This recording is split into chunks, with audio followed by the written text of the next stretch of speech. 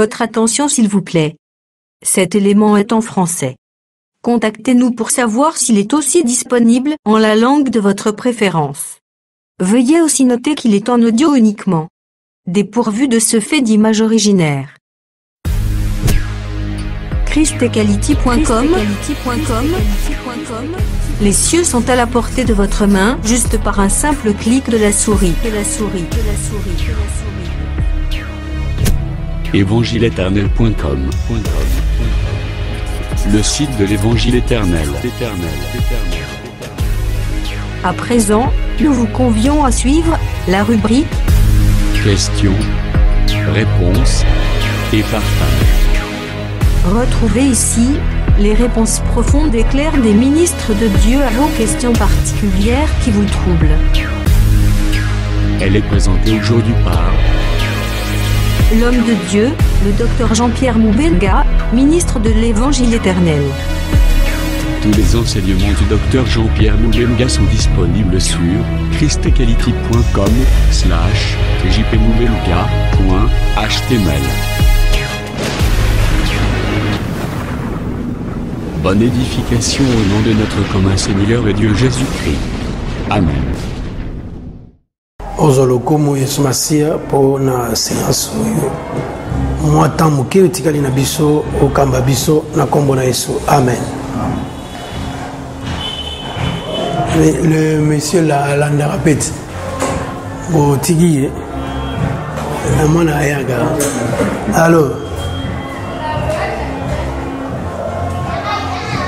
Allô pasteur. Mayamoto. C'est dans le cadre des fils des prophètes, nous sommes en train de parler toujours du fondement de l'Église, du fondement des apôtres. Et là, ici, nous sommes en train de parler nous sommes en train de parler de alors nous sommes toujours dans Hébreux chapitre 6. Nous lisons le verset 2. De la foi en Dieu, de la doctrine des baptêmes, de l'imposition des mains, de la résurrection des morts et du jugement éternel. Verset 3, c'est ce que nous ferons si Dieu le permet. Et donc, nous avions dit que nous sommes en train de parler de la grande division de l'évangile éternel. Nous disons, il y a deux grandes parties de l'évangile éternel, mais qui forment toujours un même évangile. C'est d'abord les éléments de la doctrine de Christ ou de l'enseignement de Jésus, ce que nous appelons la partie élémentaire de l'enseignement et la partie perfection de l'enseignement. Nous sommes toujours dans la partie élémentaire qui forme même la base, le fondement de la doctrine de Christ. Le premier élément que nous avions développé, c'est le renoncement aux œuvres mortes. Le deuxième élément, c'est la foi en Dieu. Nous l'avons déjà achevé. Et le troisième élément, là où nous sommes, c'est la doctrine des baptêmes. Nous avions dit, je me rappelle la fois passée, que celui qui n'est pas passé par le baptême au nom du Père et du Fils et du Saint-Esprit, c'est-à-dire qui n'est pas passé par l'enseignement de Jésus, c'est-à-dire le baptême en Jésus,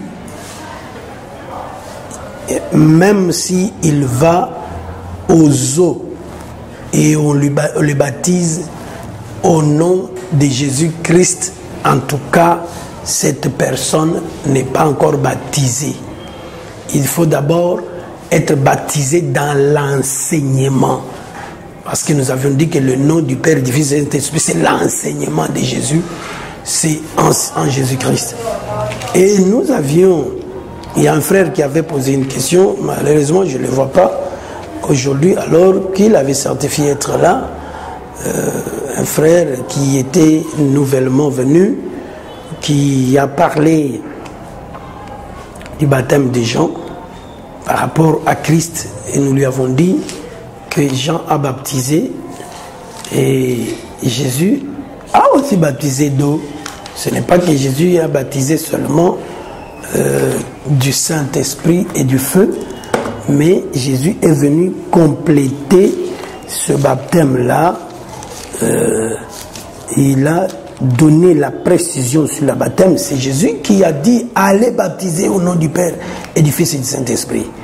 Donc, il a parlé, bien entendu, que ce baptême dont il parlait, c'était le baptême de la régénération, le baptême qui devait se faire en lui, dans son enseignement à lui, avant qu'il ne soit détail au niveau, n'est-ce pas, de l'explication que ce nom-là, c'est le nom de Jésus-Christ.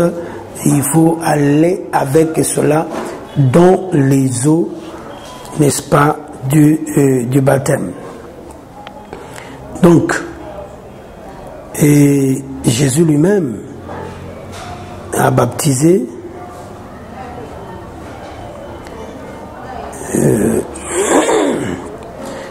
les disciples des gens. Quelqu'un peut nous lire rapidement Jean chapitre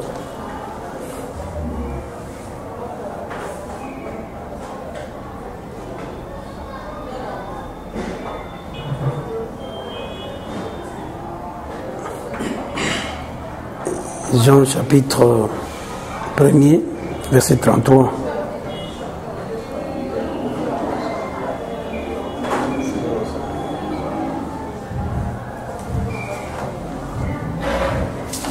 Je ne les connaissais pas, mais celui qui m'a envoyé baptiser d'eau, celui-là m'a dit, celui-ci, c'est lui sur qui tu verras l'Esprit descendre et s'arrêter, c'est lui qui baptise Saint-Esprit. Ok, Jean 3.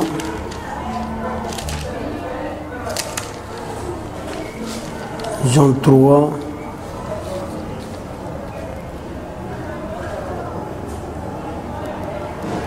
« 5. Vous lisez également ça. Jésus répondit, en vérité, je te le dis. Si un homme est né d'eau et d'esprit, il ne peut entrer dans le royaume de Dieu. » Au chapitre 3, toujours, le verset 22 à 23. Après cela, Jésus, accompagné de ses disciples, s'est rendu dans la terre de Judée. Et là, il demeurait avec eux et il y baptisait. Oui, continue un peu.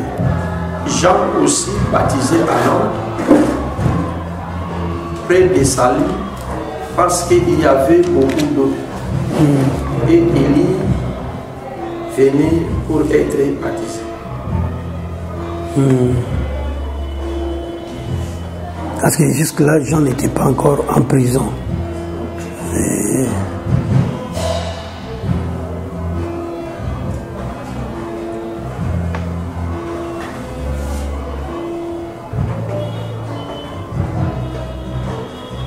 Continue, lis le verset 26. Verset 26. Il faudrait prendre ce verset-là, c'est important pour toi. Chapitre 3, nous avons commencé au verset 22, mais nous allons jusqu'au verset 26. Il faut considérer le verset 26. Il vit trouver Jean et lui dit, Rabbi, celui qui était avec toi au-delà du Jourdain et à qui tu as rendu témoignage, voici, il y baptise. Et tous vont à lui. Est-ce que c'est le verset que je cherchais principalement? Il dit, ça c'est... Or, il s'éleva de la part des disciples de Jean une dispute avec un juif touchant la purification. Et il vint retrouver Jean et lui dit, donc les disciples de Jean, plus les juifs, ils sont allés chez Jean pour lui dire, oh monsieur, nous avons cru, nous venons à toi pour le baptême d'eau. Mais voilà, c'est lui, le monsieur là que toi tu as baptisé au Jourdain. Lui baptise, il dit, Rabbi, c'est lui qui était avec toi au-delà du Jourdain et à qui tu as rendu témoignage. Donc, Jésus, à qui Jean a rendu témoignage, pendant que Jean baptisait, l'Écriture dit, et à qui tu as rendu témoignage, voici, il baptise. Jean, Jésus, baptisé aussi. Il baptise et tous vont à lui. C'est là où nous disons que le baptême des gens devait sécher. Il n'y avait personne qui allait encore partir chez Jean. Parce que c'est lui pour qui Jean baptisait est là. Et il a commencé à baptiser d'eau. C'est le baptême d'eau. Il faut voir ça ici. Après cela, verset 22, Jésus, accompagné de ses disciples, s'est rendu dans le territoire de Judée. Et là, il demeurait avec eux. Et Jésus baptisait dans l'eau. Ok, Paul. Je t'attends pour le baptême. Alors, il ne faut pas te traîner. Tu ne sais pas demain. C'est qu'est-ce que ça va dire. Donc, c'est pour dire que Jésus baptisait d'eau. Et il a baptisé du Saint-Esprit. Et il a baptisé du feu. Toutes les trois choses, c'est en Jésus.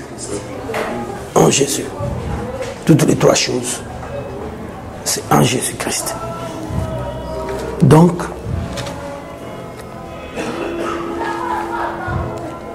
maintenant, nous avions dit les trois choses. Écoutez, Dada. Alors, donc, c'est pour dire que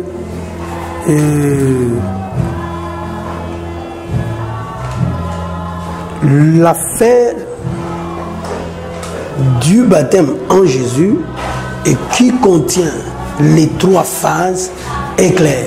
Maintenant, nous entrons dans la première phase. Quel est le mystère, n'est-ce pas, du baptême d'eau? J'avais déjà dit que devant la mer Rouge, la parole que Jésus avait donnée en ce temps-là, nous sommes dans Exode chapitre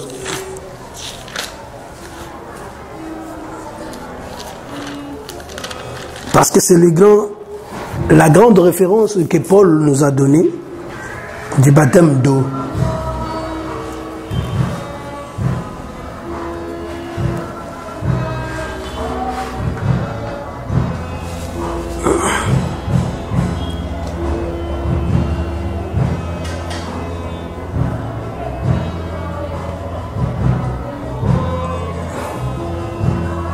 Lorsque Jésus a répondu,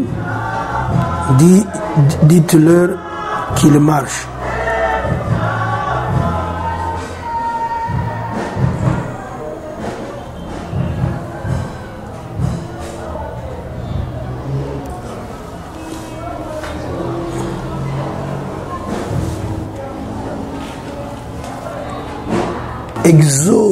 Exode chapitre 14 verset 15. L'Éternel dit à Moïse, pourquoi ces cris? Parle aux enfants d'Israël et qu'ils marchent. Voilà la solution. Donc, qu'ils marchent, c'est ce que nous voulons dire. La mer est devant. Qu'ils marchent, ça veut dire quoi? Qu'ils entrent dans la mer. En fait, Jésus voulait dire que le baptême d'eau, c'est une manière d'accepter la mort. C'est comme la foi dont nous avons parlé l'autre fois, les autres fois. Nous avons fait un parallélisme. Nous allons aller vite. 3 personnes vont lire directement parce que nous avions évoqué aussi ces versets la fois passée. Jérémie, une personne prend Jérémie chapitre 10, chapitre 1 verset 10. L'autre prend Actes chapitre 2 verset 38. L'autre prend Jean chapitre 6 verset 40. Et puis nous lisons. Jérémie chapitre 1 verset 10. Regarde, je t'établis aujourd'hui sur les nations et par les royaumes, et c'est les royaumes pour que tu rattaches et que tu abattes. Tu peux t'arrêter là-bas. Pour que tu arraches et que tu abattes. L'autre lit. Arracher et abattre. Je voulais dire que arracher et abattre, c'est une même action. Mais c'est une même phase. La première phase, lorsque Dieu appelle quelqu'un. Lorsque Dieu appelle quelqu'un, il commence par l'arracher ou l'abattre parce qu'il trouve quelqu'un fixé quelque part, soit dans ses coutumes, soit derrière un Dieu quelconque. Mais pour commencer le travail dans cet homme, il doit d'abord l'arracher ou l'abattre. Il faut qu'il s'aille. Nous l'avons dit, le déraciner. Nous avons vu Paul qui était sur une monture sur un cheval. Ce cheval-là est aussi révélation.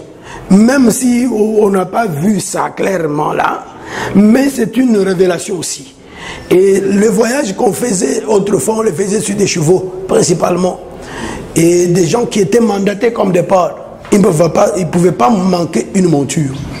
Et lorsque Dieu vient, comme le bon samaritain, il vient, n'est-ce pas, dans Luc chapitre 15, il vient comme le bon samaritain. Lorsqu'il arrive, il vous arrive avec sa monture. Le bon samaritain avait sa monture. Lorsqu'il vient, il vous trouve sur une monture. Et puis il doit vous faire écrouler. Comme Paul est tombé ce jour-là. Et puis, comme bon samaritain, il devait le prendre et le mettre sur la monture du bon samaritain. Donc, on doit d'abord tomber. On doit s'écrouler. Cette étape ici, que Jérémie appelle arracher ou abattre, Jésus l'appelle, le Saint-Esprit l'appelle comment dans Acte 2? La première étape.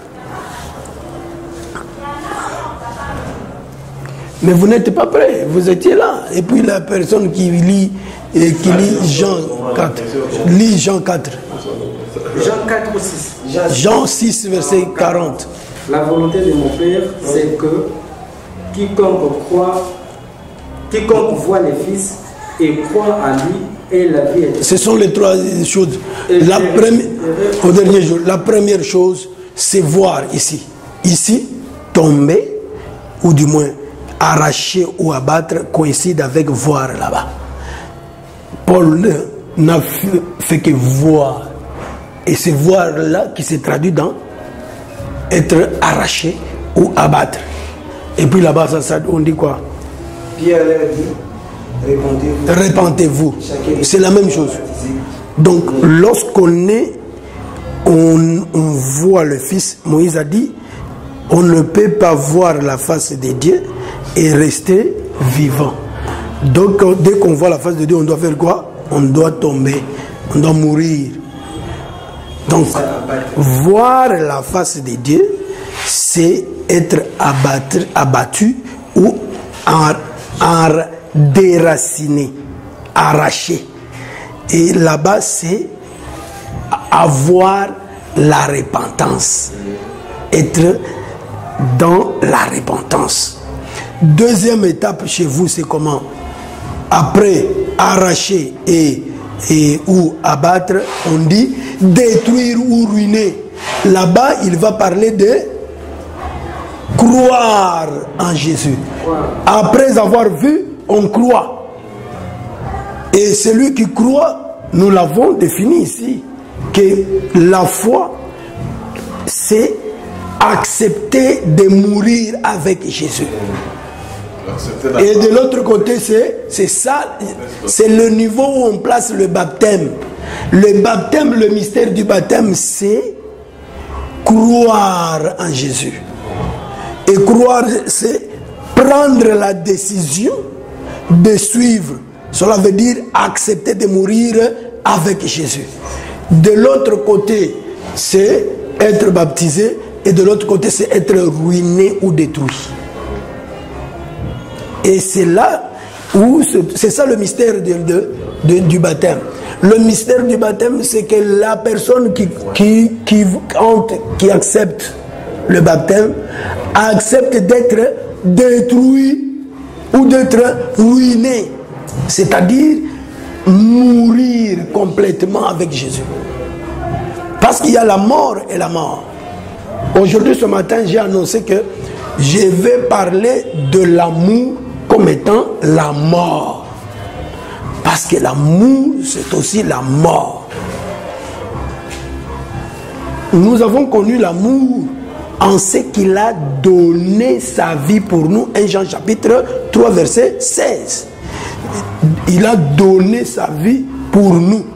Nous aussi, donnons notre vie. Donner la vie, c'est mourir. Et c'est ça l'amour. C'est ça l'amour.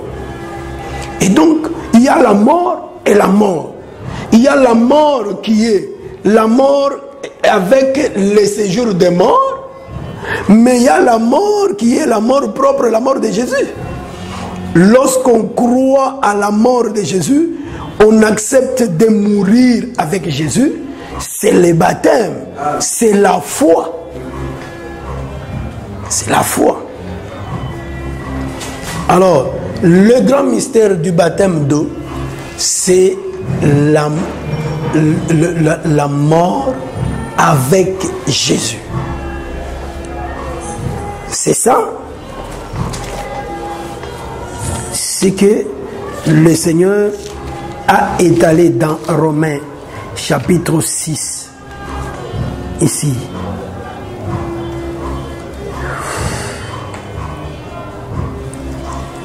Ignorez-vous, verset 3, à partir du verset 3, ignorez-vous que nous tous qui avons été baptisés en Jésus. Romains chapitre 6, verset 3, on descend. On est baptisé en Jésus-Christ. C'est en sa mort que nous avons été baptisés. En sa mort, c'est le baptême d'eau. En sa mort que nous avons été baptisés, c'est le baptême d'eau. C'est ça le mystère du baptême d'eau. Si nous pouvons introduire directement Pierre,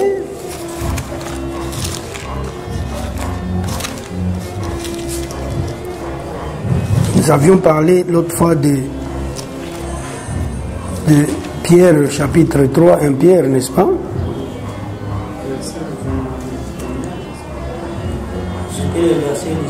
19-20, dans lequel aussi il est allé prêcher aux esprits en prison, qui autrefois avaient été incrédules lorsque la patience de Dieu s'est prolongée au jour de Noé pendant est-ce que c'était ça?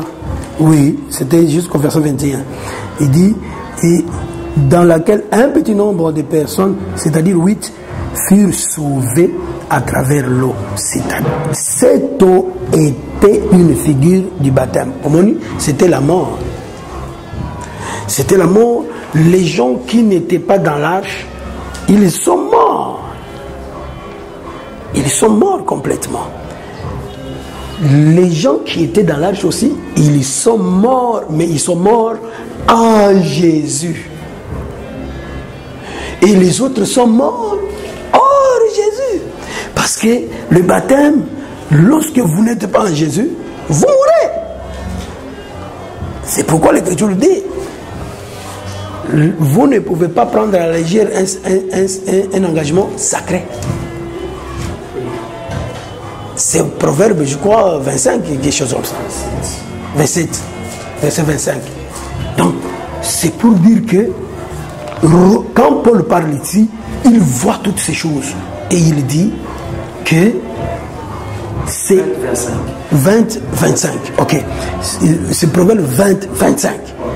Et il dit ici que c'est en Jésus que nous avons été morts. Appelle, c'est peut-être la fille qui est, elle peut être déhorrisée. Fais-la entrer ici. Donc,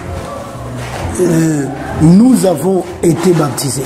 Nous avons donc été ensevelis avec lui par le baptême en sa mort. Nous avons donc été ensevelis par lui. Si quelqu'un ne passe pas par ça, il n'est pas mort avec Jésus. Afin que, comme Christ est ressuscité des morts par la gloire du Père, de même nous aussi, nous marchons en nouveauté de vie. De même nous aussi, fais-lui entrer, il ne sera pas entré. Donc nous aussi, nous sommes morts en nouveauté, nous marchons en nouveauté de vie. C'est un signe symbolique, mais qui est très important. Très très important. Un symbole, mais qui est... Alors, c'est pour dire que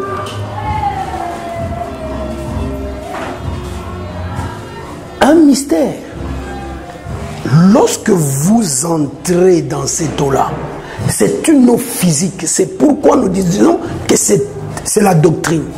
C'est une doctrine. C'est une pratique physique. Mais qu'il y a derrière elle des choses, un grand mystère. Et ce mystère, c'est que j'accepte de mourir avec le Seigneur Jésus. Ce qui fait que ce mystère, c'est pourquoi avant d'entrer dans ces eaux, on commence par la repentance. Et la repentance, c'est la lumière qui vient sur moi, qui me fait comprendre que je pensais que je suis bien, mais alors je suis nu, je suis bizarre. Voyez dans Jean chapitre 21, lorsque Pierre a compris que c'était le Seigneur, il s'est retrouvé qu'il était nu. Et puis il a compris qu'il était nu, il devait porter les habits. Pierre, Jean chapitre 21. Dans la pêche miraculeuse, il était nu. Et il ne s'en occupait pas. Parce qu'il ne savait pas que c'était le Seigneur. Le Seigneur, c'est la grande lumière. Celle que Paul a vue sur les chemins de Damas. Dès qu'il la voit, il comprend que je ne vois pas. Pendant que je croyais que je voyais. Parce que Paul pensait qu'il voyait. Il avait suivi Gamaliel. Il savait qu'il voyait. Mais dès que cette lumière est venue, Paul a vu qu'il a compris que je suis aveugle. C'était la discussion que Jésus avait avec les pharisiens. Jésus voyait que ces pharisiens ne voyaient pas, mais les pharisiens pensaient qu'ils voyaient. Ils savaient, ils étaient sûrs qu'ils voyaient. C'est pourquoi Jésus a dit, je ne suis pas venu pour les gens qui voient. Il dit, je suis venu pour les aveugles. Ceux qui comprennent que nous sommes aveugles, pour que je leur donne les yeux. Mais vous qui voyez, vous allez rester comme ça parce que vous voyez. À la vérité, vous ne voyez pas, mais vous pensez que vous voyez. Amen. Il faut cette grande lumière qui est les yeux de Dieu, qui frappe sur vos yeux. Et Paul, lorsque cette lumière a frappé sur lui, il a compris que je suis aveugle. C'est pourquoi il n'a plus vu. Il fallait compris pour lui, pour que les choses qui couvraient ces écailles-là, c'est un voile. Le voile que le diable a placé sur toutes les nations de la terre. Depuis Genèse 3, lorsqu'il a trompé l'humanité, l'humanité était entrée dans l'obscurité. Ça s'appelle l'obscurcissement de l'intelligence. Et il y a une œuvre qui a fait cette chose-là. Vous voyez, si Jésus était venu et s'il n'était pas mort on ne serait jamais sauvé. Regardez ce qu'Ésaïe le prophète dit.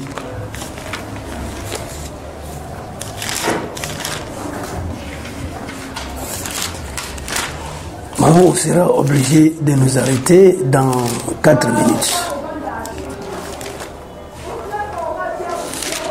Ésaïe, chapitre 25. Regardez ce qu'il dit.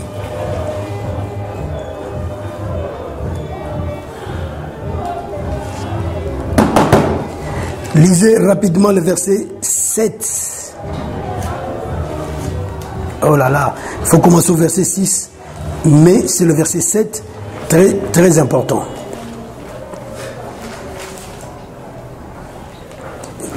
L'Éternel des armées préparera à tous. Prépare à tous. Prépare à tous les peuples ici, c'est des montagnes. Un festin de mets siquilants. Un festin de vins vieux. Des mets siquilants. Plein de moelles. Des vins vieux clarifiés. Et si cette montagne, il anéantit les voiles qui voilent tous les peuples. La couverture qui couvre toutes les nations. Il y a une couverture qui couvrait toutes les nations. Il y a un voile qui couvrait tout le peuple. Depuis que le serpent a parlé, il a convaincu Ève. Il a obscurci l'intelligence de tous les hommes, toutes les nations. C'est cette œuvre ici. Quelle œuvre? L'œuvre, ce rendez-vous de la montagne. Ce rendez-vous ici, c'est la mort de Jésus qui a déchiré le voile, qui a ôté la couverture qui couvrait toutes les nations. C'est une couverture, quand on parle en termes de Ruben, vous savez que Ruben est monté sur la couche de son père, il a essuyé la couche du père. Le courage que Ruben a pris, c'était une manière d'enlever, de soulever la couverture du père. Parce que c'est ce que la loi dit. Elle dit, l'enfant qui couche avec la femme de son père, il soulève la couverture du père.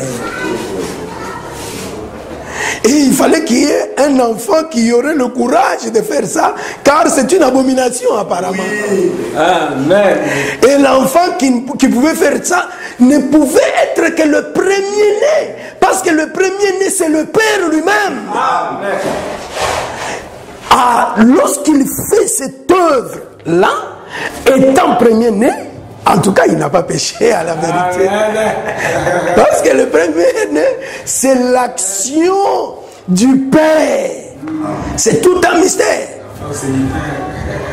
L'action du Père, la force du Père, la vigueur du Père. Genèse 49, verset 3. Donc, c'est pour dire que par cette œuvre-là, il y a quelque chose qui s'est passé, la couverture est ôtée.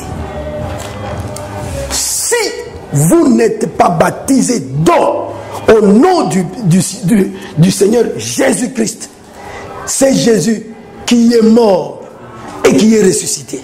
C'est pourquoi ça ne peut se faire qu'en ce nom, pour confirmer la déchirure du voile et le soulèvement de la couverture. Parce que l'œuvre de Ruben, c'est l'œuvre de la croix.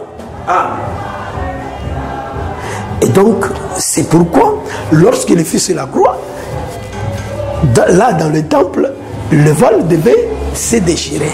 Et ce voile-là, c'était sa chair qui se déchirait. Ça, c'est pas moi, c'est Paul qui prêche dans le livre d'Hébreux. Chapitre 10, verset 20. Très bien. C'est chapitre 10, verset 20. Donc, nous sommes obligés de nous arrêter là. Vous êtes venus en retard. Quand nous regardons très bien, les 12 apôtres, après avoir reçu le baptême de l'Esprit, ils n'avaient pas besoin du baptême d'eau, parce qu'ils avaient déjà reçu l'Esprit. Mais Jésus baptisait.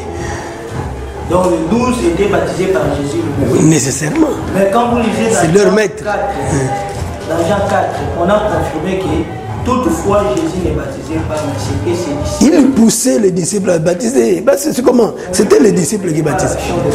Non. Quand on dit que Jésus ne baptisait pas, Jésus était maître. C'est lui, il donnait l'ordre aux ses disciples de baptiser. Vous voyez, les disciples de Jésus devaient être baptisés par Jésus. Jésus, nous avions dit, la problématique qui était la fois passée, c'est que, est-ce que Jésus avait baptisé? Mais l'Écriture a dit, Jésus baptisait. Mais toutefois, il n'était baptisé pas. Ça veut dire quoi? Ça veut dire qu'il l'a permis, parce qu'il y avait des gens qui venaient. Ce n'est pas seulement les 12 qui étaient avec lui. Les gens, l'Écriture dit quoi? Tous vont à lui. Et c'est lui qui devait continuer à les baptiser. Non, ce sont ses disciples pour montrer que c'est nous aujourd'hui qui baptisons au nom de Jésus. Mais lui, en tant que maître, il devait donner l'exemple à suivre. C'était une figure de baptême.